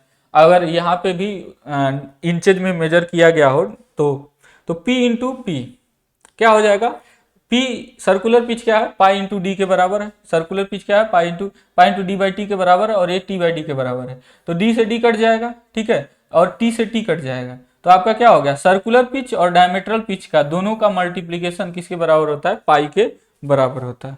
ठीक है, अब देखिए आगे मॉड्यूल, ये बहुत इंपॉर्टेंट है मॉड्यूल। ठीक है, मॉड्यूल किसे कहते हैं, तो यह पिच डायमीटर और नंबर ऑफ टीथ का अनुपात होता है। ठीक है ना, जबकि पिच डायमीटर को किसमें, एमएम में मापा गया हो, ये डी किसमें मेजर होना चाहिए, एमएम में। इस टर्म का यूज एसआई यूनिट में किया जाता है, न कि डायमेट्रल पिच का, यानी एसआई यूनिट में यही यूज किया जाता है। तो दो चीजें हैं, मॉड्यूल और डायमेट्रल पिच, देखिए दोनों एक जैसे हैं, लेकिन इसका यूज एसआई यूनिट में, इसका ब्रिटिश यूनिट में, ठीक है। तो m क्या हो जाएगा, d/t के बराबर हो गया। अब हम लोग एक और चीज जानते हैं, p equal to pi d/t होगा, ठीक है। अब इन दोनों का क्या कर दें, यहाँ पे देख लीजिए, d/t के जगह पर हम क्या रख सकते हैं, m के बराबर। तो सर्कुलर पिच जो होता है, ये क्या है, सर्कुलर पिच, डायमीटरल पिच नहीं, circular pitch pi into M के बराबर, पाई इंटू मॉड्यूल के बराबर होता है, ठीक है। जहां पे मॉड्यूल कैसे डिफाइंड है, d/t, ठीक है ना, जहां पे d ये किस में होना चाहिए, mm में होना चाहिए, ठीक है। तो नोट, दो मेटिंग गियर्स का सर्कुलर पिच और मॉड्यूल सेम होना चाहिए। अगर दो मेटिंग गियर्स हैं तो उनका सर्कुलर पिच और मॉड्यूल दोनों सेम होना चाहिए, तभी मिल ही पाएंगे, तभी वो अंदर एक दूसरे के कांटेक्ट में आ पाएंगे, नहीं तो एक दूसरे के अंदर जाएगा ही नहीं। अगर डिफरेंट साइज के मॉड्यूल, दोनों का मॉड्यूल अलग हो गया और सर्कुलर पिच अलग हो गया, तो एक अंदर जाएगा ही नहीं, क्योंकि जगह ही नहीं मिलेगा, ठीक है ना। तो दोनों के बराबर होने चाहिए। अब देखिए आगे देखते हैं गियर रेशियो। क्या है, गियर रेशियो। तो गियर पर दांतों की संख्या तथा पिनियन पर दांतों की संख्या के अनुपात को गियर रेशियो कहते हैं। क्या लिखा गया कि गियर रेशियो क्या है, गियर पर दांतों की संख्या तथा पिनियन पर दांतों की संख्या के अनुपात को गियर रेशियो कहते हैं, ठीक है। तो गियर क्या होता है, एक्चुअली जो बड़ा वाला साइज वाला होता है या ड्रिवन पार्ट जो होता है उसको गियर बोलते हैं, और जो ड्राइवर पार्ट होता है वो छोटा नॉर्मली होता है, उसको हम लोग पिनियन बोलते हैं, ठीक है। तो उन दोनों का रेशियो क्या कहलाता है, गियर रेशियो। तो ये ड्रिवन है और ये नीचे क्या है, ड्राइवर है, ठीक है। इसी को बोलते हैं t/t। नंबर ऑफ टीथ आपकी ऑन गियर, यानी ड्रिवन है, ड्रिवन मेंबर होना चाहिए, ये क्या है, ड्राइवर मेंबर है, नीचे ड्राइवर मेंबर रहेगा, ऊपर ड्रिवन मेंबर रहेगा, ये ध्यान देंगे बस, और कुछ नहीं। वेलोसिटी रेशियो, वेलोसिटी रेशियो इसमें क्या होता है, तो एंगुलर वेलोसिटी ऑफ फॉलोअर तथा angular velocity of driving gear के अनुपात को क्या बोलते हैं, वेलोसिटी रेशियो। फॉलोअर का मतलब वही दूसरा वाला जो ड्रिवन है और ड्राइवर है, उन दोनों के एंगुलर वेलोसिटी रेशियो। देखिए उसमें जो पढ़ते हैं बेल्ट पुली में, इसमें जो पढ़ते हैं अलग अपने हिसाब से, दोनों डिफाइंड है तो दोनों को अपने हिसाब से ही पढ़िए,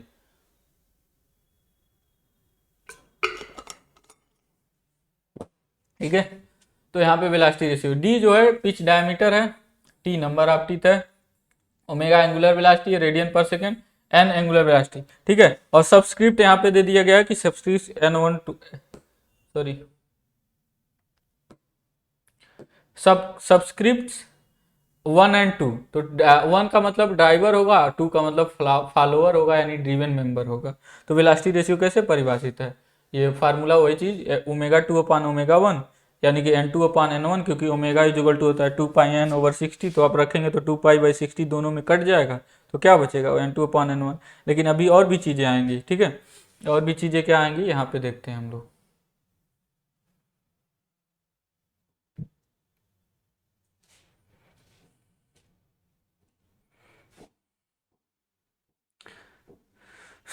तो यहाँ पे देखते हैं हम लोग, देखिए वेलोसिटी रेशियो फिर क्या कर सकते हैं, d1 अपॉन d2 कर सकते हैं, क्योंकि pi d1 n1 by 60 is equal to pi d2 n2 by 60, ठीक है। लीनियर वेलोसिटी बराबर होता है उस आधार पे, फिर t1 अपॉन t2 हो जाएगा, क्योंकि p बराबर, यानी दोनों का हम जानते हैं कि सर्कुलर पिच बराबर होना चाहिए, सर्कुलर पिच या फिर मॉड्यूल, और ये फार्मूला था सर्कुलर पिच और मॉड्यूल में रिलेशन, अभी पीछे हमने देखा। तो पाई d1 अपॉन t1 पाई d2 अपॉन t2 बराबर होना चाहिए, तो यहाँ से d1 अपॉन d2 हम क्या कर सकते हैं, t1 अपॉन t2, ठीक है। तो यहाँ से हो गया ये।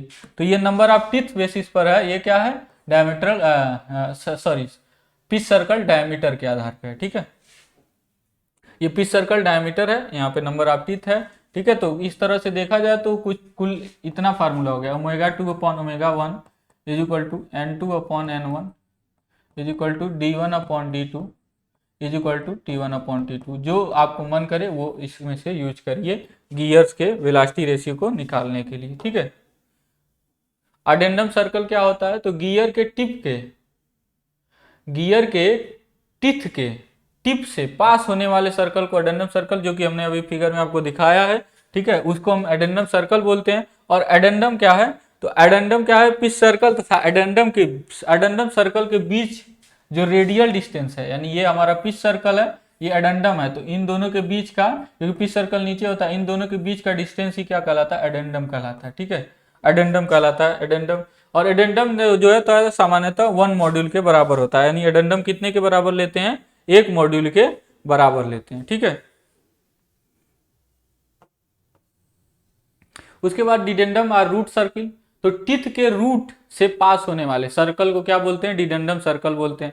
और डिडेंडम क्या होता है, डिडेंडम क्या होता है एक्चुअली में, पिच सर्कल तथा डिडेंडम। तो पिच सर्कल ये है, अडेंडम सर्कल ये है, और डिडेंडम ये है।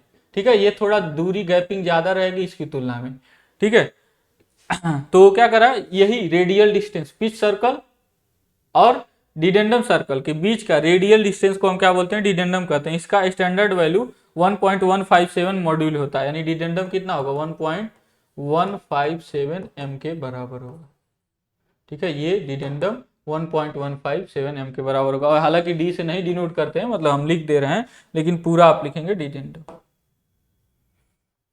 इसके बाद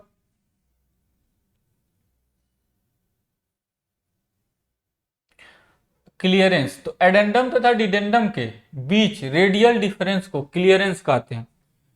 ठीक है ना, तो अभी हमने देखा कि एडेंडम क्या है, एडेंडम और डिडेंडम के बीच रेडियल डिफरेंस को ही हम क्या बोलते हैं, क्लियरेंस कहते हैं।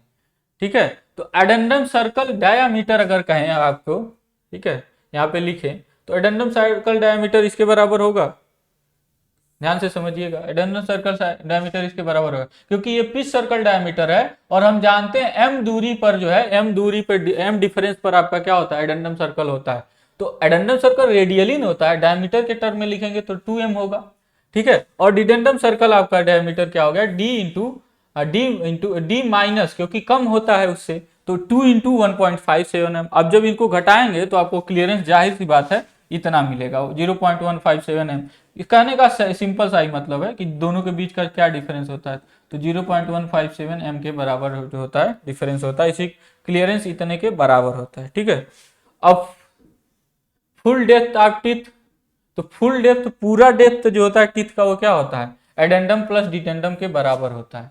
ठीक है ना, यानी m प्लस 1.157m, यानी कि कहने का मतलब 2.157 मॉड्यूल के बराबर होगा टोटल टिथ। वर्किंग डेप्थ कितना होता है, तो sum of addendum, 2 addendums of the gear, मतलब एडेंडम्स ऑफ द 2 गियर, दोनों गियर लीजिए और दोनों के एडेंडम को क्या कर दीजिए, जोड़ दीजिए, उतना वर्किंग डेप्थ होता है। ठीक है, स्पेस विड्थ क्या होता है, पिच सर्कल के अलांग दो दांतों के स्पेस को, दो दांतों के बीच का जो स्पेस होगा ना, जो जगह खाली होता है, उसी को हम लोग स्पेस विड्थ कहते हैं। टूथ थिकनेस, यानी पिच सर्कल के अलांग टूथ के थिकनेस को हम क्या बोलते हैं, टूथ थिकनेस बोलते हैं। पिच सर्कल के अलांग, जो पिच सर्कल के अलांग, हमेशा ध्यान दीजिएगा, यानी जिस जो लाइन खींचा होगा, पिच सर्कल लाइन होगा ना, पिच सर्कल ऐसे, उसके अलांग सब मेजर करना, उसके अनुदिश मेजर करना है। ठीक है, बैकलैश क्या होता है, तो पिच सर्कल के अलांग स्पेस विड्थ तथा टूथ थिकनेस के अंतर को बैकलैश कहते हैं। देखिए हमेशा ध्यान दीजिए, क्योंकि एक जैसे यहाँ पे एक दांता है, ठीक है, एक टूथ है, और यहाँ पे गैपिंग है, फिर दूसरा टूथ है, तो इनके बीच ये दोनों जो है ना, थोड़ा सा अंतर जरूर होगा, ताकि इसमें आके दांता दूसरे गियर का फंसे न। ठीक है ना, और वही अंतर जो होता है उसी को हम लोग बोलते हैं बैकलैश। क्या बोलते हैं, बैकलैश। अब देखते हैं हम लोग गियर ट्रेन्स। ठीक है, जो कि इंपॉर्टेंट है, पिछली बार पूछा हुआ था एक गियर ट्रेन, और दो ही टाइप के गियर ट्रेन्स आपके यहाँ पे इंपॉर्टेंट है, एक्चुअली आपके सिलेबस में है, उससे ज्यादा नहीं है। तो सबसे पहले देखते हैं गियर ट्रेन। गियर ट्रेन क्या होता है, एक गियर ट्रेन कई गियर्स का कॉम्बिनेशन होता है, जो एक शाफ्ट से अन्य शाफ्ट पर मोशन ट्रांसमिट करने के लिए प्रयोग किए जाते हैं। यह तब आवश्यक हो जाता है जब छोटे से स्पेस में बहुत ज्यादा स्पीड रिडक्शन प्राप्त करना होता है। मुख्य प्रकार के गियर ट्रेन यहाँ पे लिखे हुए हैं, जैसे पहला है सिंपल गियर ट्रेन, दूसरा है कंपाउंड गियर ट्रेन, तीसरा है रिवर्टेड गियर ट्रेन, जो कि आपका क्लॉक्स में लगा होता है। ठीक है, वॉचेज में लगा होता है, क्लॉक्स में लगा होता है। प्लेनेटरी और इपीसाइक्लिक गियर ट्रेन। ठीक है, ये 4 प्रकार के जो है आपके इंपॉर्टेंट गियर ट्रेन हैं। ठीक है, इसके अलावा और भी गियर ट्रेन हैं, लेकिन ये 4 हैं और इनमें से आपको पढ़ना बस 2 ही है, ये बाकी 2 आपके सिलेबस में नहीं है। तो सिंपल गियर ट्रेन हम देखते हैं। तो सिंपल गियर ट्रेन में एक शाफ्ट पर केवल एक गियर सपोर्टेड होता है, मतलब एक शाफ्ट जो रहेगा उस पर केवल एक गियर लगा रहेगा, ठीक है। Simple gear train simple gear train में निम्न बातें महत्वपूर्ण है। पहला कि 2 एक्सटर्नल गियर, ठीक है, 2 एक्सटर्नल गियर्स जो एक दूसरे को स्पर्श करते हैं सदैव अपोजिट डायरेक्शन में मूव करते हैं। एक्सटर्नल गियर का मतलब ये पहला गियर दूसरा गियर जो ऐसे मिलते हैं। अब इंटरनल गियर का मतलब एक ये गियर ही है और दूसरा गियर इसके अंदर काम कर रहा है, तो ये दोनों एक ही डायरेक्शन में काम करेंगे, मतलब चलेंगे। और ये क्या होगा, ऐसा रहेगा तो ये अपोजिट डायरेक्शन में, ये क्लॉकवाइज होगा तो दूसरा एंटी क्लॉकवाइज मूव करेगा। तो वही चीज यहाँ पे लिखा गया। दूसरा पॉइंट है कि सभी ऑड नंबर के गियर्स एक डायरेक्शन में और सभी इवन नंबर्स के गियर उनके अपोजिट डायरेक्शन में मूव करते हैं, ठीक है। जैसे यहाँ पे आपका फिगर है, अब फिगर में आपको समझ में आ जाएगा।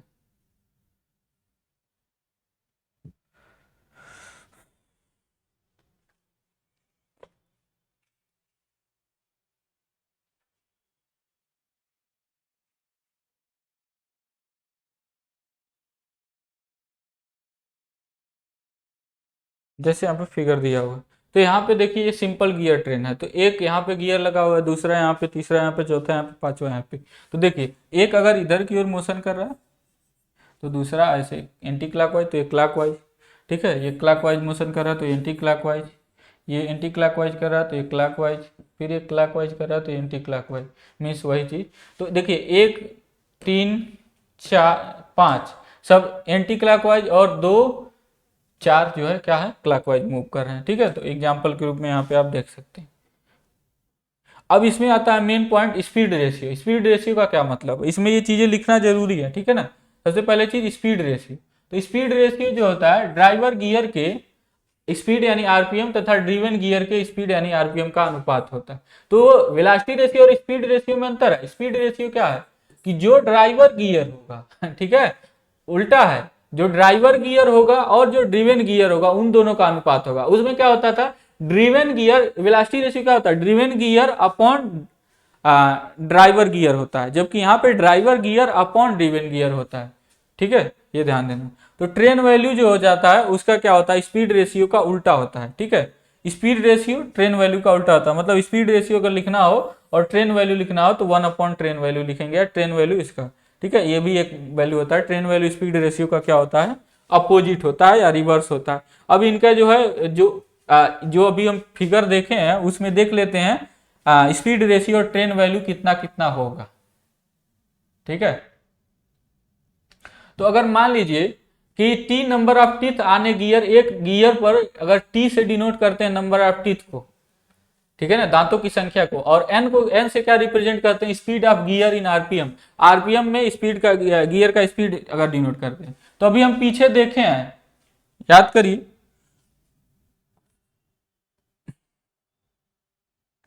ओमेगा 2 अपॉन ओमेगा 1 था, N2 upon N1 is equal to D1 upon D2 is equal to T1 upon T2। यानी कि अगर हम बात करेंगे, अगर N1 अपॉन N2 बात करेंगे यहाँ पे, तो क्या होगा, T2 अपॉन T1 होगा, ठीक है ना। तो यहाँ पे क्योंकि ड्राइवर और ड्रीवन करना है ना, स्पीड रेशियो हमको निकालना है, तो N1 अपॉन N2 क्या हो जाएगा, T2 अपॉन T1 हो जाएगा। तो इसी प्रकार से सारे सभी के सभी लिख लेते हैं। N2 अपॉन N3 क्या हो जाएगा, T3 अपॉन T2 हो जाएगा। N3 upon N4 T4 upon T3, N4 upon N5 T5 upon T4। अब इन सभी को क्या कर लेते हैं, मल्टीप्लाई कर लेते हैं, लेफ्ट हैंड साइड में, left hand side, right hand side. तो देखिए ये सब मल्टीप्लाई किया, अब ये N2 से कट गया, N3 से कट गया, N4 से कट गया, तो N1 अपॉन N5 फाइनली आया। और यहाँ पे नंबर ऑफ टीथ भी जो कट गए, तो फाइनली ये वाला नहीं कटेगा, ठीक है, ये T1 तो थोड़ी कटेगा, ये वाला नहीं कट रहा है, ठीक है, इसको ध्यान दीजिएगा। तो T5 अपॉन T1, तो N1 अपॉन N5 क्या आ गया, T5 अपॉन T1। यानी देखें हम इंटरमीडिएट जो गियर्स लगे हुए हैं इसमें बीच बीच में सारे, उनका कोई मतलब नहीं बना, कोई प्रभाव नहीं पड़ता, इसलिए उनको आइडलर गियर्स बोलते हैं। क्या बोलते हैं, आइडलर्स, ठीक है ना, आइडलर्स गियर बोलते हैं, ठीक है। क्योंकि उन सभी का इंटरमीडिएट गियर्स का कोई इफेक्ट नहीं पड़ रहा है इस पर। फाइनली आपका स्पीड रेशियो क्या आता है, N1/N5 आ रहा है, तो T5/T1 कुछ किसी का कोई प्रभाव नहीं है यहाँ पे। देखिए speed ratio of the simple gear train, ठीक है, स्पीड रेशियो यहाँ पे हो गया तब ये, क्योंकि यही हो गया सिंपल गियर ट्रेन का। ट्रेन वैल्यू क्या होता है, इसका उल्टा होगा, तो N5/N1 होगा, T1/T5 होगा। यानी ट्रेन वैल्यू एक तरह से क्या है, वेलोसिटी रेशियो के बराबर है, आप कह सकते हैं। ठीक है, अब देखते हैं